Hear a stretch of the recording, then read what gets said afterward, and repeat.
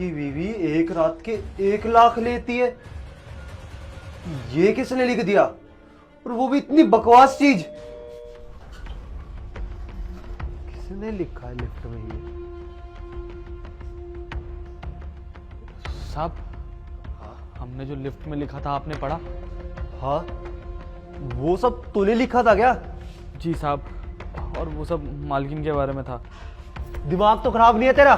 क्या बोले जा रहे तो अपनी मालकिन के बारे में?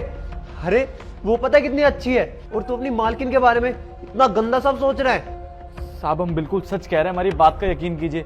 कल जब आप चले गए थे तब। हिमांशु, ये लो तुम्हारी रात की पेमेंट, पूरे 1 लाख रुपए हैं। ठीक है। ठीक है। साहब, आपके जाते हैं ना यहाँ पे लोग आते हैं और मालकिन को पैसे देते हैं एक एक रात के। कल भी एक आदमी आया था जिसने मालकिन को पूरे 1 लाख रुपए दिए थे एक रात के। मुझे बहुत अच्छे से पता है साहब, आप मेरी बात का यकीन कीजिए।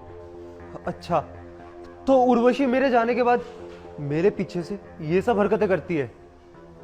चल एक बात बता, मैं तेरी बात पे यकीन कैसे कर लूं? तू तो कल का आया नौकर है ना? हाँ साहब, आप एक काम कीजिए, जैसे ही आज कोई आएगा ना मैं आपको तुरंत फोन कर दूंगा।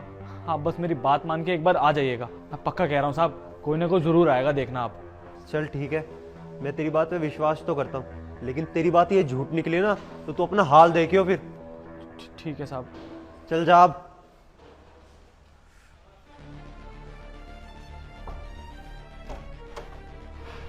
आ गए आप? जी भाभी जी। आइए अंदर। जी।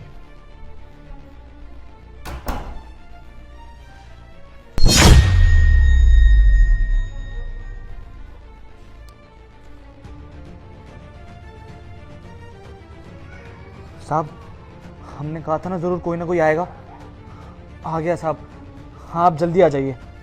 हाँ ठीक है साहब, मैं नज़र रखता हूँ, आ जाइए।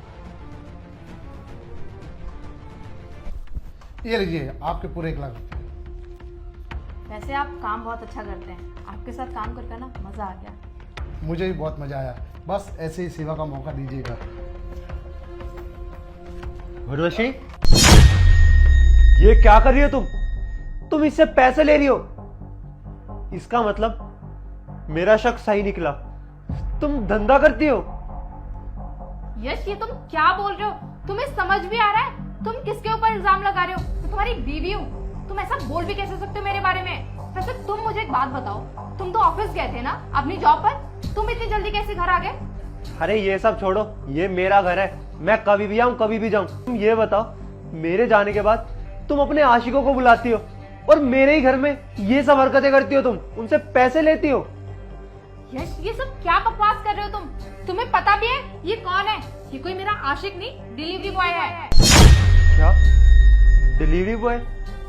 लेकिन ये तुम्हें पैसे क्यों दे रहा था फिर? क्योंकि ये मेरे लिए डिलीवरी का काम करता है और ये पैसे वहीं से आए हैं, और इनकी 8 से 11 की शिफ्ट होती है, तो ये जो भी कलेक्शन होता है वीकली वो मुझे देने आ जाते हैं।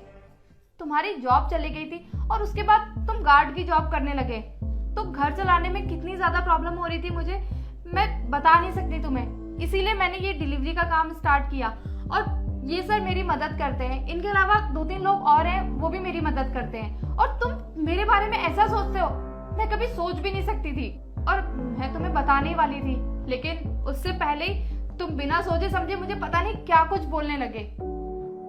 उर्वशी, प्लीज मुझे माफ कर देना, मैंने पता नहीं तुम्हारे बारे में क्या क्या सोचा, और मैं बेफालतू में इस रामू की बात में आ गया था। इसने मेरे को बोला कि मेम साहब ये हरकतें करती है, और मैंने इसकी बात पे विश्वास कर लिया और अपनी पत्नी के ऊपर विश्वास नहीं करा। बल्कि तुम तो मेरी मदद कर रही थी, मेरा हाथ बटा रही थी। प्लीज हो सके तो मुझे माफ कर देना। सर आप जाइए यहाँ से, मैं आपसे बाद में बात करती हूँ। उर्वशी प्लीज माफ कर दो यार। तुम मेरे बारे में ऐसा सोचते हो, माफ तो मैं तुम्हें कर रही हूँ, लेकिन अभी तुम प्लीज थोड़ी देर के लिए यहाँ से जाओ, मुझे अकेला छोड़ दो। मेम साहब, प्लीज़ हमको भी माफ़ कर दीजिए। हमने बिना पूरी बात जाने आप पे इतना शक किया, पता नहीं क्या क्या सोच लिया आपके बारे में, और तो साहब को भी बता दिया। आज ये जो भी कुछ हो रहा है मेरी वजह से हो रहा है। प्लीज़ मुझे माफ़ कर दीजिए मेम साहब। जस्ट गो, जाओ यहाँ से।